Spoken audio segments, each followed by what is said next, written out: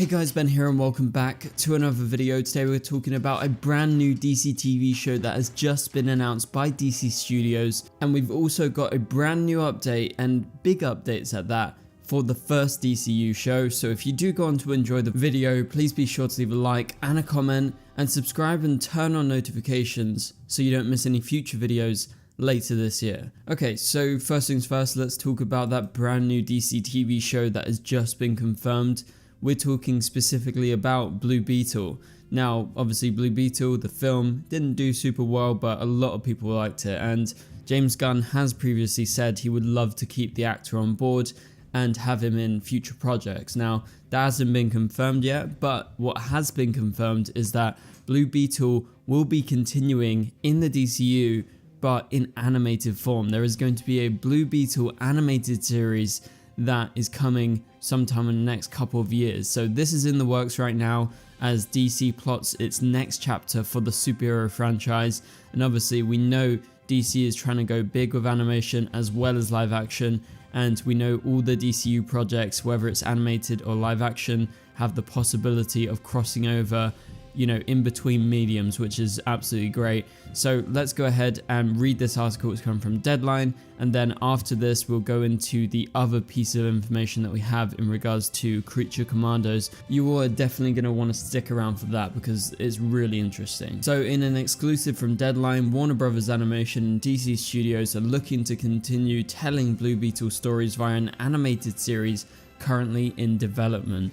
Sources close to the production tell Deadline this. So Miguel Puga, sorry if I mispronounced his name, but he has been working on the project since early this year and will serve as the project's showrunner and director, with Christian Martinez as the writer. So those guys are going to be mainly in control. But we've got some news about the return of some people from the Blue Beetle film. So the director of Blue Beetle, Angel Manuel Soto, and the screenwriter of Blue Beetle are going to be returning, and they will executive produce this TV show alongside John Rickard, who served as the same capacity in the original film. So he was the AP on the film, and I actually believe I met John. I met Angel back when they were doing promotion for Blue Beetle.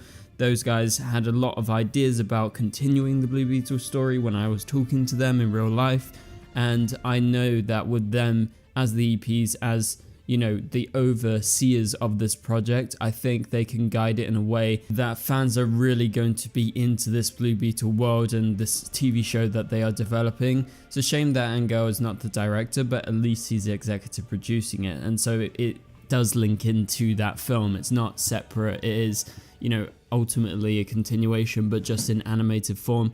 And I would not be surprised if the actor for Blue Beetle actually came back for this project. That hasn't been announced yet, but another person who was an EP on the film will also oversee the animated TV series for DC Studios, that being Galen Weissman. Sorry again if I mispronounced their name. But yeah, that is the official news right now, and so many things are in flux, including contracts for any main cast. However, multiple have been approached. So that means, you know, they're in active development. They're trying to get people on board, that they want a main cast to be done and ready as soon as possible so they can get going. And DC has received a positive response regarding returns.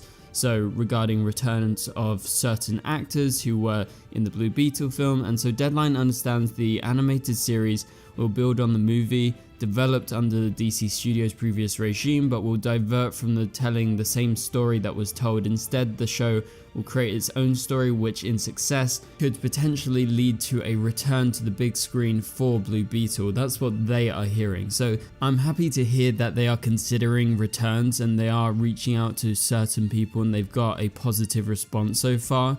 And it's amazing to hear that they're actually developing and building on what was created under obviously the DCU regime and what they made with Blue Beetle, because it was a good film. Like, a lot of people really liked it.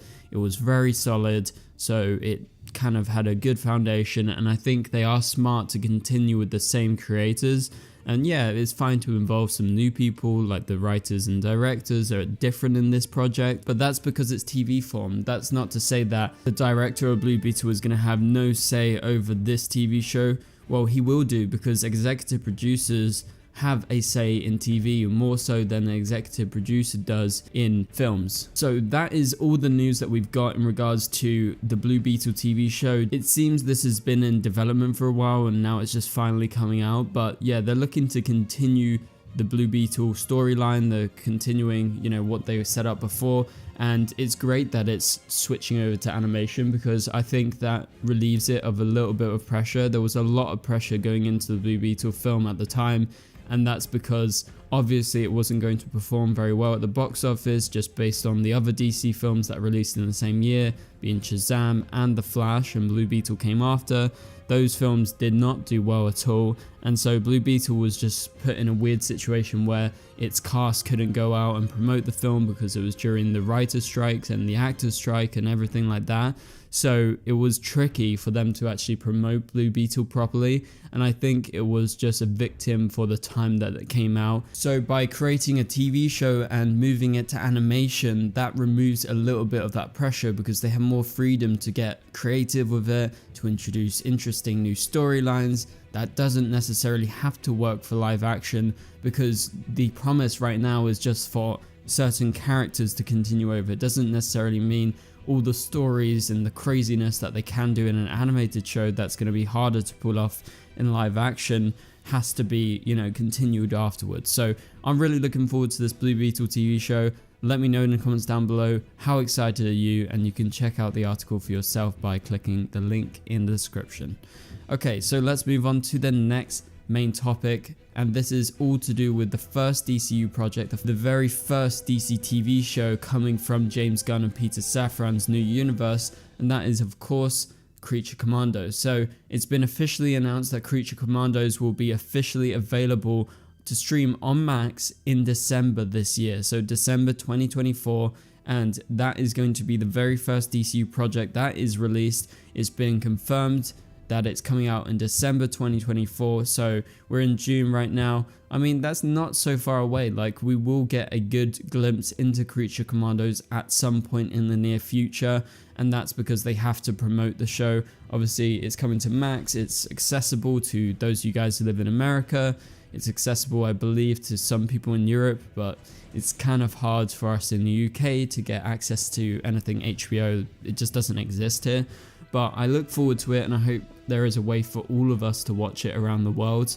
And yeah, so it's good to hear that we got an official release date. We've been hearing for a while that it would be coming at the end of the year.